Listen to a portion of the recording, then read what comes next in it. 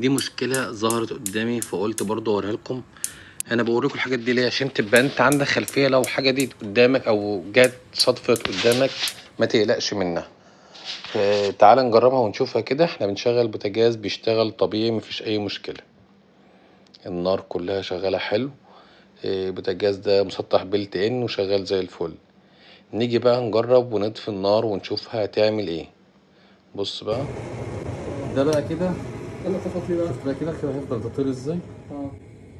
طب ليه بقى؟ ازاي؟ خدت بالك؟ ماشي الطبيعية تحت دي تحت دي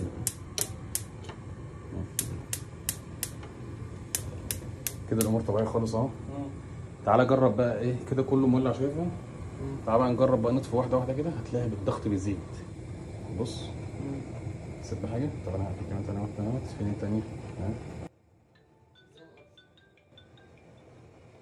بص اللي حصل لها. بص عامل ازاي. مشكلة ايه بقى؟ بص عامل ازاي. هي كده خلاص طفت دي طفت لوحدها حتى كمان. طب دي مشكلة ايه بقى؟ مشكلة الضغط جاي داخل شديد عليها. المنظم ما بينظمش الضغط الغاز مظبوط. المنظم بيطلع ضغط زيادة عن اللازم. فالطبيعي اللي هو المفروض بيوزع النار. بص النار عامل ازاي لما اجي اشغل عين واحدة هيرجع تاني يظبط تاني معايا كده. اذا في حاجة مش مظبوطة معايا في الضغط. مش عيب في البوتاجاز مش عيب في اي حاجة اهوت. لا هو دلوقتي العيب فين؟ في المنظم بتاع الانبوبة. احنا هنجرب تاني برضو اهوت هنشوف الضغط.